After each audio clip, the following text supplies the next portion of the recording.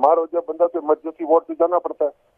IMF emergency ward है, emergency ward से बाहर नहीं निकल सकते, अब जाना पड़ेगा IMF के पास, और जो IMF कहता मान ले, हाथ बांध के मान ले, बल्कि कहे हम 10 कदम आगे जाएंगे। अगर होता कोई और रास्ता तो अभी तक हुकूमत ने वो इख्तियार कर लिया होता है, उनका पॉलिटिकल कैपिटल भी इतना जो लूज हो रहा है, इतने मगर डॉक्टर साहब फिर तो IMF पाकिस्तान के लिए हेल्पफुल।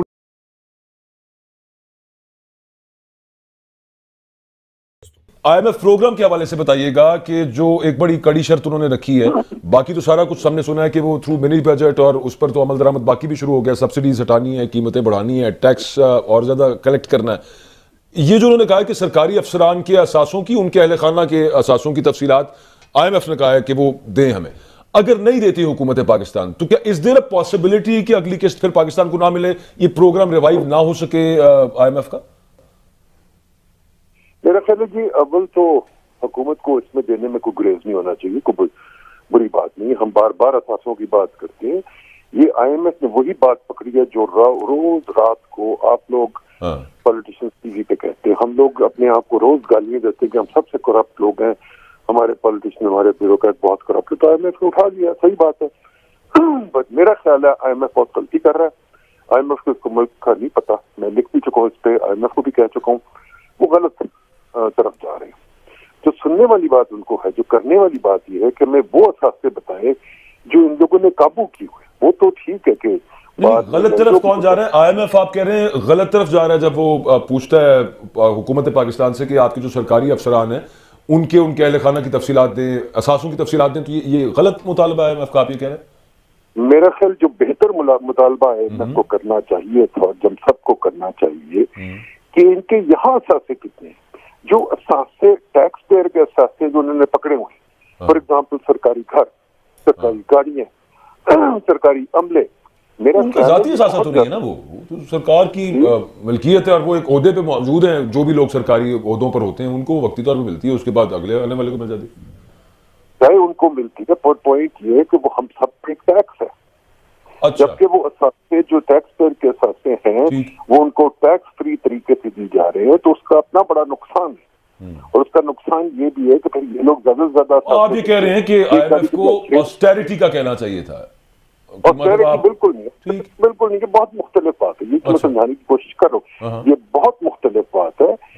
ये है वो असासे। फॉर एग्जाम्पल देखें, अगर आप सुपर मार्केट में जाएं इस्लामाबाद में, सुपर मार्केट के सामने सारी प्रॉपर्टी सरकारी अफसरों की है, जो सरकारी खर्चे पे बनी हुई है। अगर आप मिनिस्टर्स कॉलोनी देखें, वो सारी सरकारी खर्चे पे बनी हुई है, और वो सबसे अच्छी प्राइम प्रॉपर्टी पाकिस्तान की है, और ऐसे हर शहर में प्रॉपर्टी है। उनकी जो वैल्यू है वो उनके जो असासे हैं उनसे बहुत ज्यादा है। तो हमें ये सोचना चाहिए और गौर करना चाहिए कि ये जो असासे हैं, बरतानिया में ऐसे असासे कोई नहीं है, बाकी किसी प्राइम लोकेशंस के ऊपर जो सरकारी प्रॉपर्टीज हैं उनको आप उनकी नीलामी हो सकती है, उनसे बड़ा अच्छा खासा रेवेन्यू पाकिस्तान की स्टेट इकट्ठा कर सकती है। ये पेंशन्स का एक मामला उन्होंने उठाया है, IMF बात कर रही है उसकी, और ये इसमें तो कोई शक नहीं है, एक बहुत बड़ा हेड ये पेंशन्स वाला जो मामला है, इसका पूरी दुनिया ने और सॉल्यूशंस निकालने शुरू कर दिए हैं कि यार किस तरह से ये वाला मामला दुनिया भर के अंदर नहीं रहा। तो आपके ख्याल में यहाँ पे क्या चेंजेस हो सकते हैं इस पेंशन के इशू को लेकर? इस हेड के पेंशन का मामला कुछ 40 साल से डिस्कस हो रहा है, कोई नया मामला नहीं है। ठीक, 40 साल से डिस्कस हो रहा है। हुकूमत के लोग अभी यही चलता रहेगा कि पेंशन का ये मामला है सिंपल, कि जो नए लोग आ रहे हैं उनको आप पेंशन दे ही ना, पुराने लोगों को तो आपको पेंशन देनी पड़ेगी। और अगर आप बाकी सरकारी डिफॉल्ट बाहर कर रहे हैं तो पेंशन भी डिफॉल्ट कर दें। तो डिफॉल्ट करना हो तो डिफॉल्ट तो हर जगह हो सकती है, सिर्फ ये नहीं कि डिफॉल्ट बाहर करनी है, तो अंदर भी डिफॉल्ट हो सकती है। तो हुकूमत को बड़ी टफ डिसीजन लेनी चाहिए, टफ डिसीजन नहीं, जरूरी डिसीजन लेनी चाहिए कि ये घरों का निजाम खत्म करे, गाड़ियों का निजाम खत्म करे, पेंशन को रैशनलाइज करे, और जो फजूल किस्म की मराहत है, प्लॉट्स देते हैं, प्लॉट्स भी जाया करते हैं पैसे, प्लॉट बेचे, जो मर्जी ले ले, जरूरी नहीं कि किसी को गिफ्ट करिए। अच्छा नदीम साहब, ये बताइएगा, आज डॉलर तकरीबन 7 रुपए मजीद बढ़ गया है, तो ये जो लग रहा है कि ऑलमोस्ट 300 रुपए को टच करने जा रहा है, 280-85, तो एक आम आदमी के लिए इसका क्या मतलब है? जब डॉलर में आपने पेट्रोल खरीदना है, आपने हर चीज़ तकरीबन बाहर से डॉलर में लेनी है, तो आम आदमी के लिए आने वाले दिन क्या देख रहे हैं आप? देखिए जी, आम आदमी अगर अपनी लीडरशिप को अकाउंटेबल होल्ड नहीं करता तो फिर उसको डॉलर की शेप में पैसे देने पड़ेंगे। अगर आम आदमी उनके प्रोटोकॉल, उनकी मरात, उनकी यशियों के लिए तालियां बजाता है और कहता है बड़ी अच्छी बात है, तो फिर यार दुनिया तो पैसे नहीं देगी, फिर हमें पैसे देने हैं। तो आम आदमी को भी थोड़ा सा पॉलिटिकली अलाइव होना चाहिए और उनसे पूछना चाहिए कि भाई ये खर्चे इतने क्यों हैं, 70 डिपार्टमेंट क्यों हैं, 70 डिपार्टमेंट की जरूरत क्या है, 5 डिपार्टमेंट पे क्यों नहीं गुजारा हो सकता, इतने सेक्रेटरी, इतने पीओन, इतने सब कुछ क्यों है। तो ये जो खर्चे हैं, हर एजेंसी के 5-5 इदारे हैं कि अगर फेडरेशन में बनता है तो प्रोविंसेस में बनेगा, और जनाब खाली इदारे पड़े हैं जिनके कोई काम भी नहीं है, तो उसके पैसे फिर किसी ने तो देने ही है ना। तो ये कहना कि आम आदमी पे क्या असर पड़ेगा, अब जब चिड़ियां चुग गई खेत तो फिर क्या पूछता है। आम आदमी को पहले मुताबिक होना चाहिए और कहना चाहिए भाई सरकारी खर्चे ठीक तरह करो। ये नहीं कि उन्होंने कहा डॉलर का ये बताइएगा नदीमुल हक साहब, इस वक्त जो 276 पे आ गया आज गालिबन, नहीं 280 प्लस गया। अच्छा डॉक्टर साहब एक और बात है, मैं थोड़ा सा फायदा उठा लूं, यहाँ पे ये भी तो है ना कि जी डिफॉल्ट और एक नया ऐसे लग रहा है, अल्लाह माफी दे, जैसे मजहब है कि हमने IMF के पास ही जाना, वही हमें बचा सकता है। मेरा आपसे सादा सवाल है, क्या हमारे पास IMF की शराइत के अलावा कोई और भी रास्ता है कि हम डिफॉल्ट से बच सके? वो क्या है? बिल्कुल नहीं। देखिए जब बीमार हो जाए बंदा तो इमरजेंसी वार्ड से जाना पड़ता है। IMF इमरजेंसी वार्ड है, इमरजेंसी वार्ड से बाहर नहीं निकल सकते, अब जाना पड़ेगा IMF के पास, और जो IMF कहता मान ले, हाथ बांध के मान ले, बल्कि क्या हम 10 कदम आगे जाएंगे। अगर होता कोई और रास्ता तो अभी तक हुकूमत ने वो इख्तियार कर लिया होता है। उनका पॉलिटिकल कैपिटल भी इतना जो लूज हो रहा है, मगर डॉक्टर साहब फिर तो IMF पाकिस्तान के लिए हेल्पफुल नहीं है जब वो कहता है कि अपने सांसें निकालो, सब्सिडीज बंद करो, ये जो इंडस्ट्रीज हैं सीमेंट है, ये इस तरह के इतने ये पैसे ले रहे हैं, तो ये तो एक सिस्टम को डिफाइन नहीं कर रहा। हम जो एक गुमशुदा सिस्टम में रह रहे हैं उसको डिफाइन कर रहा है, बेहतर नहीं कर रहा। बिल्कुल ठीक कहते हैं कि IMF वाले कोई आपके दुश्मन तो नहीं है, वो तो बल्कि इतनी आगे जा नहीं रहे जितना आगे मैं जाना चाहता हूँ। हमने पेपर लिखा हुआ PhD में, हम तो बहुत आगे जाना चाहते हैं, हमारा मुल्क है, हम तो और रिफॉर्म करना चाहते हैं, हम तो बड़े छोटे छोटे रिफॉर्म मांग रहे हैं। हम तो करेंगे अफसरशाही का निज़ाम खत्म करो। अफसरशाही के निज़ाम ने मुल्क का बेड़ा गर्क कर दिया है।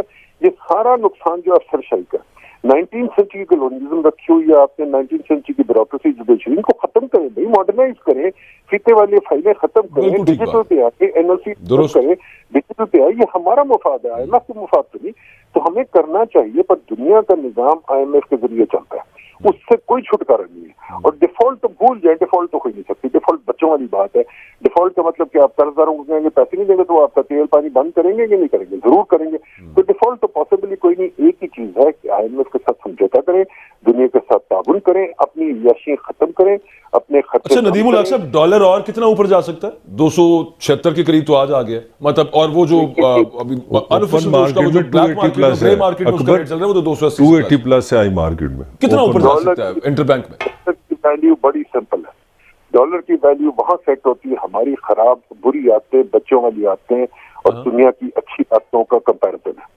जब तक हम हमारी अपनी बुरी आदतें खत्म नहीं करेंगे, काम नहीं करेंगे, सरकारी दफ्तर खाली पड़े हुए हैं, तनख्वाहें लगी हुई है, यशी हो रही है, जब तक अब ये खत्म नहीं करेंगे, प्रोडक्टिविटी की तरफ नहीं आएंगे, तो डॉलर की कीमत गिरती रहेगी, सॉरी बढ़ती रहेगी, रुपये की वैल्यू गिरती रहेगी। नहीं वो तो है। अभी जो करंट सिचुएशन है इसमें सप्लाई और डिमांड को देखते हुए कहां तक जा सकते हैं, और जो मार्केट में जो अफवाहें फिर रही होती है 300 टच कर सकता है डॉलर, मैं ये पूछना चाह रहा हूँ। अगर हुकूमत ये IMF का प्रोग्राम साइन नहीं करती और अगर हुकूमत अपनी जेन्युइन ये पॉलिटिकल बातें छोड़ दे, पॉलिटिकल कंसिडरेशन उनकी पर्सनल चीज है, आपकी मेरी चीज नहीं है। अच्छा, हमने मुल्क को बचाना अगर है तो IMF समझौता करना पड़ेगा और उससे भी आगे जाना पड़ेगा, दुनिया को दिखाना पड़ेगा हम सीरियस मुल्क है, हम पॉलिटिकल कंसिडरेशन पर नहीं मर कर लिया है ना नदीमुल हक साहब। तमाम जो मुश्किल फैसले हैं वो हुकूमत ले भी रही है और आगे मजीद भी उनका रिजॉल्व है उनका कि दे हैव टू।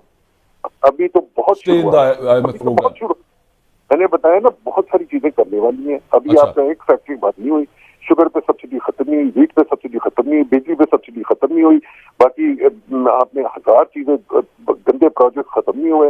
अभी तो बहुत चीजें करने वाली हैं। आप कह रहे हैं इतनी छोटी सी बात से IMF खुश हो जाएगी? नहीं, अभी तो IMF का प्रोग्राम जून तक चलना है। जून से आगे क्या होना है? जून से आगे आपने एक और प्रोग्राम करना है, उसके बाद आपने 2 और प्रोग्राम करने हैं, उसके बाद शायद आपकी बात कुछ ठीक हो। ठीक, बहुत शुक्रिया नदीमुल हक साहब।